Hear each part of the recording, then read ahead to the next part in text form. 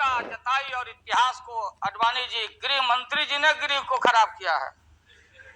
आपका जो गृह है उन्होंने खराब किया है, और आप मतवाले की तरह, आपका ज्यादा दोष नहीं है। मैं किसी को अपमान करने के लिए नहीं कहता हूं। मैं जन्म लिया था फुलवरिया गांव गोपालगंज में, फुलवरिया गांव में, तो हम लोग को मालूम नहीं कि हमारे भविष्य में क्या लिखा। तो ये गोसाई लोग एक ऐसा रखते थे पशु बैल,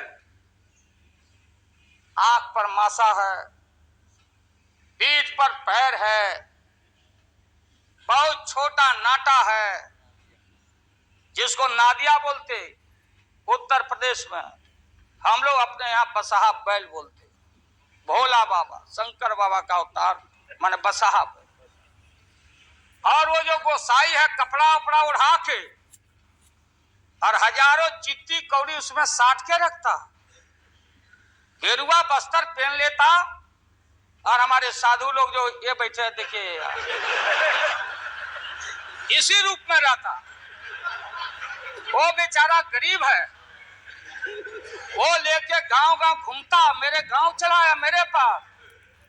मेरी माँ बैठा दी ओरी के नीचे खपड़ा घर के, देखो बाबा देखवा दो मेरे बेटे के भाग में क्या लिखा हुआ। ये हम ही अकेले नहीं, लाखों लोग जो गांव से आते उनको इन बातों की जानकारी है। अब वो गोसाई बाबा दोनों हाथ को मुट्ठी बांध के आगे करते कि इसमें नौकरी मिलेगा कि नहीं, या इसमें नहीं मिलेगा। तो दोनों मुट्ठी जब आगे करता तो गोसाई बाबा बोलता, बोलो भोला, देखो देखो इसके हाथ में क्या लिखा है। तब बैल का स्वभाव है बसहा का कि जब मुट्ठी बढ़ाइएगा तो समझेगा कि कुछ खाने खाए में सूंघता। आज जब वो भोला बाबा समझ जाता, चेतनशील है कि हमको ठग रहा है गोसाई, तब बोलते रहता, पीठ ठोकते रहता, नहीं आता है सूंघने के लिए हाथ मुट्ठी। तब गोसाई पीछे से खोदता, तब वो झांझे घंटी करके, महोदय मैं अपमान का नहीं, आप कभी कभी बढ़ते थे कोई काम करने के लिए, लेकिन फिर रिवर्स गियर में चले आते।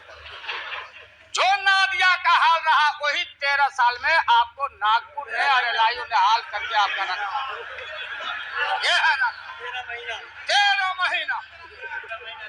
आपको एक मौका था, आप कांग्रेस की बात करते, सीपीआई सीपीएम की बात करते। जॉर्ज साहब वहां बैठे हैं, सन 77 में छपरा से मैं मेंबर पार्लियामेंट बन के आया था लोकसभा का। हम सब लोग एक साथ थे, सभी लोग आंदोलन में थे, आप लोग भी जेल, हम लोग भी जेल, कांग्रेस के खिलाफ हम लोग लड़े थे। उस समय जसवंत बाबू जेल में नहीं थे, तो फाइनेंस मिनिस्टर थे। क्या आप जेल में? हाँ कभी जेल नहीं, आंदोलन में जेल। आप लोग तो, आप तो बिना हरे फिटकिरी का कोई ना कोई पद ले ही लेते हैं, चाहे इधर हो या उधर हो, दोनों पार्टी। अब उसमें आप अकेले नहीं, आप अकेले नहीं हैं, दिल्ली में ऐसे बुद्धिजीवी लोग हैं, बुद्धिजीवी, बुद्धि नहीं है लेकिन बुद्धि से जी रहे थे। तो खैर छोड़िए इन बातों को, ज्यादा आपको टॉर्चर करने की जरूरत। तो महोदय मैं बताना चाहता था, ये जॉर्ज साहब है बैठे, सन 77 में महोदय हम लोग को दिल्ली समझ में आया नहीं। दिल्ली में हम लोग जब आए, राज नारायण जी, जॉर्ज साहब, चौधरी चरण सिंह जी, हम लोग उसी परिवार के लोग हैं महोदय, चाहे मुलायम सिंह जी हो और कोई हो, या नीतीश जी उधर जो चले गए हैं। हमारे मुंह में सीधे 32 दांत है, उनके पेट में नीतीश के दांत है जो वहां चले गए। पेट में दांत, पेट वाला दांत बड़ा खतरनाक होता है। तो महोदय मैं सन 77 को याद दिलाना चाहता हूं, हम तो आपसे लड़ाई शुरू से लड़ रहे हैं, ये नई बात नहीं, किसी कारण से नहीं। जनता पार्टी का खंड खंड हुआ, कोई यहाँ गिरा, कोई वहां गिरा, कोई वहां गिरा। बंगलोर में हम लोग जुटे, नाम का सारा झगड़ा, ये सब बात। लेकिन सन 77 के सत्ता को हम लोगों ने लात मारा था। क्यों मारा? हम सत्ता के भूखे नहीं हैं। हमने उस सवाल को उठाया था। अरे नए नए आप आए हैं, मुझे अफसोस है कि आप लोग जा रहे हो इन लोगों की वजह से। सन 77 में दोहरी सदस्यता का सवाल उठाया गया था मजबूती से हम लोग के द्वारा कि अगर आरएसएस में रहना है, जौहर साहब भी बोलते थे, छाती पर हाथ रख के बोले, यही उठाए थे। हम तो लोग नए थे, हम लोगों ने कहा था या तो आरएसएस में रहिए या तो जनता पार्टी में रहिए, दोहरी सदस्यता नहीं चलेगा इस मुल्क में। और देश के सेकुलर कैरेक्टर और फाउंडेशन को हम लात नहीं मारे। आपको याद होगा, इसलिए हम लोग टूटे और हम लोगों ने नारा दिया, चरण नहीं तो चुनाव। और हम लोग चुनाव में गए। हमारी लड़ाई आपसे, आपने कहा अब बताइए, हिंदू हिंदू हिंदू हिंदू हिंदुत्व हिंदुत्व हिंदुत्व कौन विरोध करता? थे हम लोग के पुरोहित, ये अडवाणी जी कैसे हो सकते हैं? ये हमारे पंडित कैसे हो सकते हैं? हम पंडित से पूजा कराते हैं। हमारी माँ बहन गांव गए सारे लोग, ये ठेका आपने कैसे ले लिया? आज इस देश का सेकुलर कैरेक्टर, सेकुलरिज्म है, इसलिए राबड़ी देवी गांव की बेटी मुख्यमंत्री बनती है। देश की एकता अखंडता, जब भारी नाक पर पानी आया तो हमने कहा मीडिया के लोगों को, महोदय, लोगों ने पूछा कि क्या करोगे? हमने एक कैलेंडर कर दिया, क्योंकि लोग रोज बोलते थे दिल्ली में, नहीं जयललिता जी से पैचअप हो गया, लालू मुलायम में लड़ाई हो गई विगत दिनों में, कोई कुछ। अब हम जो है सो कि पहले बोल देते थे, इस बार हम लोगों ने साइंटिफिक तरीका से काम किया है, समझ लीजिए।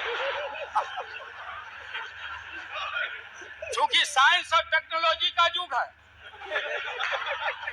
आप डंडा पहना छोड़ के अग्नि में प्रवेश कर गए, अब पोखरण में, तो हम लोग ये अपनी साइंटिफिक तरीका का इस्तेमाल किया। आप पूछ रहे हैं क्या रूप होगा, क्या रंग होगा? इसमें रंग अजूबा होगा, इस रंग का कोई जवाब आपके पास नहीं होगा। आप जाइए। अभी भी मेरा सुझाव है, हालांकि सुझाव देने का हकदार आपके उम्र के आदमी के लिए हम नहीं जोग समझते, लेकिन आपने कहा था माननीय प्रधानमंत्री जी, पूरे देश के कांग्रेस के लोगों को विन ओवर करने के लिए, संपत्ति लेने के लिए, कि नेहरू जी ने कहा था कि अटल एक दिन तुम देश का प्रधानमंत्री बनेगा। आपने कहा था, ये लिखा हुआ है रिकॉर्ड में, आपने कहा था। तो आप एक बार नहीं, आप 2 बार हो गए। नेहरू जी तो एक बार बोले, आप हो गए 2 बार। आप तो जान छोड़िए मुल्क का।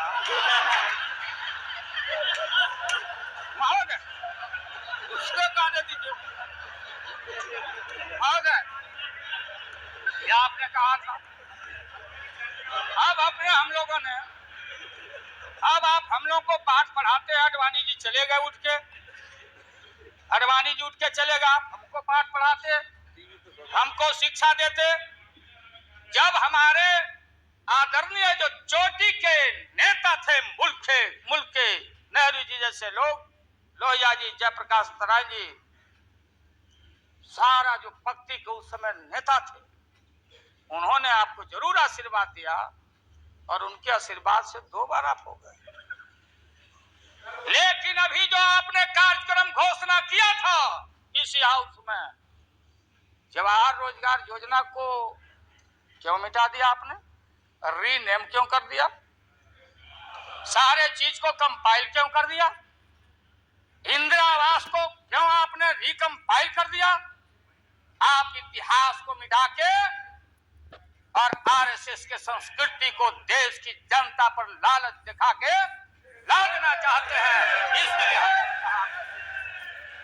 ये सवाल सत्ता का कौन क्या हो नहीं हो, क्या कौन मंत्री क्या मंत्री हो, मंत्री आएंगे और जाएंगे, लेकिन एक बार मुल्क मुट्ठी से निकल गया तो फिर संभाल से पार हो जाएगी।